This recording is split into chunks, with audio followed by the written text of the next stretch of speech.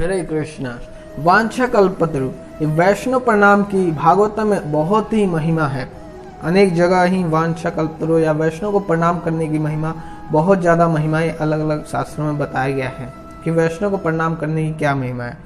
उसी प्रकार श्रीमद् भागवतम में बताया कि यदि हम किसी वैष्णव को प्रणाम कर दे तो वांछा कल्पतरु वैश्य के पास इंदु वेचा पत्ता न पावन वे वैष्णव वे नमो नमः के इस प्रणाम से उसको प्रणाम करते हैं। जैसे कि हम देखते हैं कि यदि किसी ने अपने जीवन काल में यदि एक बार भी हरि नाम का उच्चारण किया तो वो वैष्णव है। और हमें वैष्णव को कभी भी अपराध नहीं करना चाहिए, वैष्णव अपराध से हमें सदा ही बचना चाहिए। इसी प्रकार महाभारत में एक प्रसंग आता है कि पांडव और कौरवों के बीच में महाभारत होने वाला था। तो उसी समय पश्चात जो कौरव की सेना थी वो एक समुद्र के समान थी और जो पांडव की सेना थी वो एक नाले के समान प्रतीत होती थी।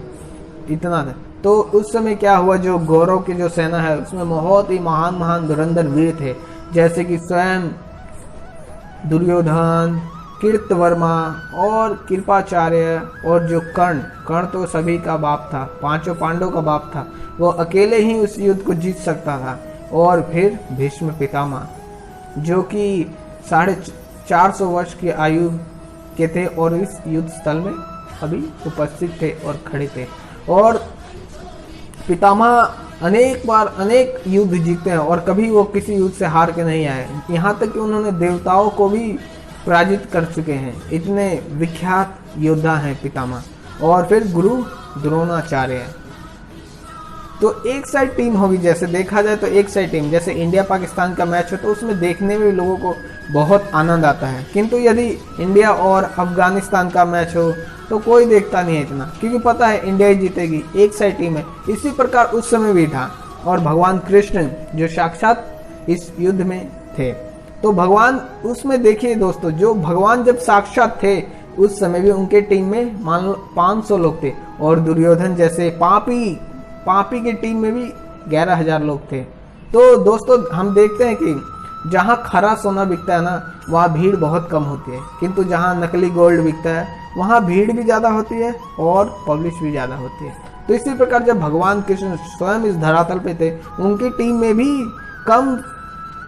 बहुत कम व्यक्ति थे, किंतु जीत उसी की होती है जो भगवान के साथ होता है, हरि नाम का संग लेता है और जो सत्य के लिए लड़ता है। भगवान भी उसी का साथ देते हैं।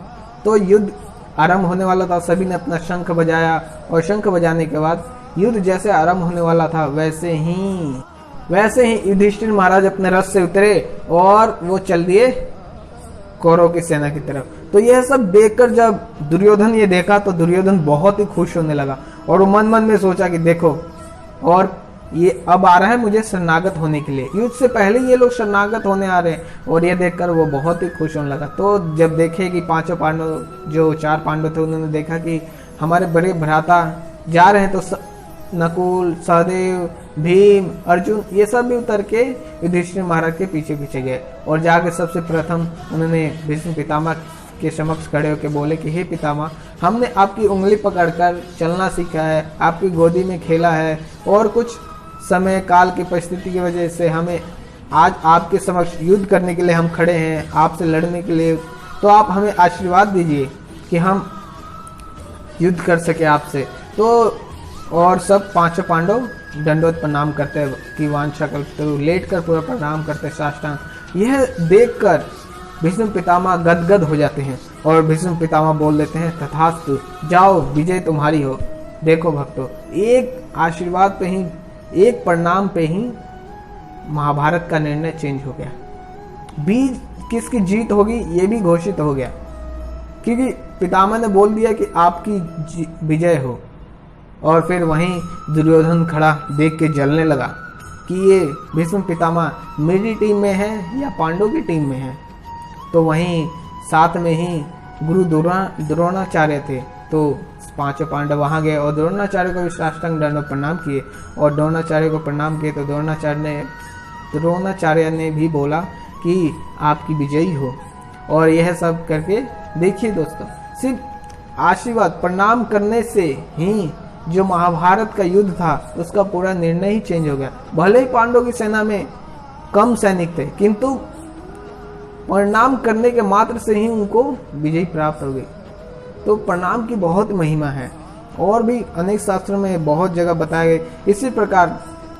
और भगवान कृष्ण की भक्ति करना चाहिए और वैष्णव को हमेशा एक आदर देना चाहिए और उनसे जब भी कोई वैष्णव मिले तो हमें उसे साष्टांग दंडवत प्रणाम करना चाहिए। वांछा कल्पतरुभ्यश्च कृपा सिंधुभ्यश्च पतितानां पावनेभ्यो वैष्णवेभ्यो नमः। अनंत कोटि वैष्णव।